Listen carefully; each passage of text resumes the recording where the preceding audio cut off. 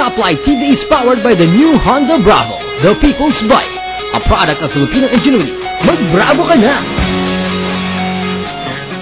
Honda Philippines Incorporated recently hosted the 4th Asia Motorcycle Technician Skills Contest, which happens only every 2 years. This region-wide activity was joined by participants from 9 countries, namely India, Indonesia, Korea, Malaysia, Thailand, Vietnam, Pakistan, Cambodia, and the Philippines. Sir, kanina sir sinabi niyo po this competition is sobrang tough, mahirap po talaga. Pero right now, masasabi ko na parang hindi kayo nahirapan. Kayo pa po yung nanalo. Ano po masasabi ninyo? Talaga siguro meron talagang the best. Kaya talagang mahirap kasi ang kalaban talaga namin talaga yung time. Pero yung nasabi ko nga kanina, yung pagdating sa mga procedure, mga basic, nagagawa naman, kaya lang yung time tsaka yung medyo kaba. Alright, sir, kayo po sir, this is your 3rd year, right? To join the competition. This is my first time here in Asian competition. Oh, okay. Pero yung competition ng Philippines, 3rd time ko na. So sir, any advice or anything you want to tell our televiewers po? Baka meron po kayong gustong kwentuhan dyan sa labas ng sa atin. Kumusta kayo dyan? Galingan nyo. Para makarating din kayo sa point na to. Mga kasama kong technician, good luck. Through this event, it is expected that Honda technicians throughout the region will exert continuous effort to improve their technical expertise.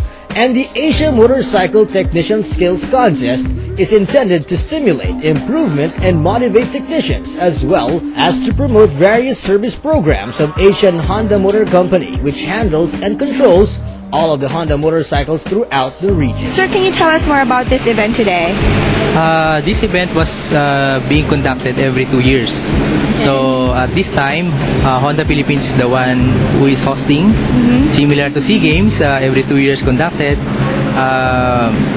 The country that is being selected to host this special event is being discussed among the member country. So every year, after 2 years, they are selecting one host country to host this event. We believe that maraming audience ang nakikinig sa inyo. So gusto rin naming ipakita sa mga publiko na yung mga mekaniko ng Honda Philippines ay competitive sa mga Asian countries. We are good.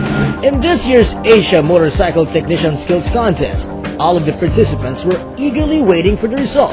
Defending champion Indonesia eventually gave in to Vietnam as the technicians from Vietnam grabbed the silver prize. And for the first time, the Filipino technicians, through their hard work, won the gold and grand prize.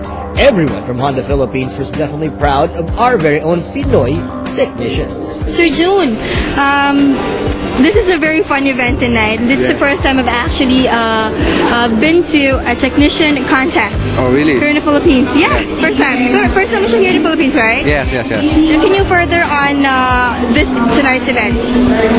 Of course, we were surprised about the result, and we're not expecting so much because we're very busy preparing for this. For the last 3 months, we've been preparing all of the details, and we've been coordinating with Asian Honda Thailand. And so, actually, the winning this award is really secondary as far as Honda Philippines is concerned. But of course, this is icing on the cake. So I think this is what we've been waiting also. At the back of my mind, what if we win? So this is it. For our customers, this is what we are going to offer to all our customers. We have the best technicians in town, in Asia. Well, I guess this only proves that Honda Philippines is really concerned about our customers' unit, our motorcycle. We do not just sell, we take care of our customers after you sold the unit. So what do you think of tonight's event? I'm very much surprised, and also I'm very much proud of our superior mechanics. This is a championship they get.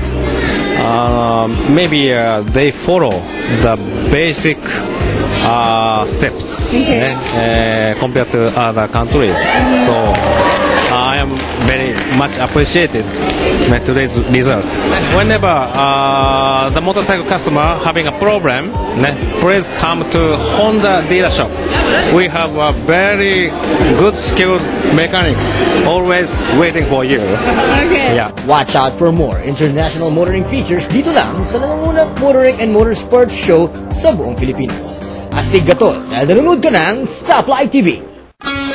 Stoplight TV is powered by the new Honda Bravo, the people's bike. A product of Filipino ingenuity. Mag-Bravo ka na!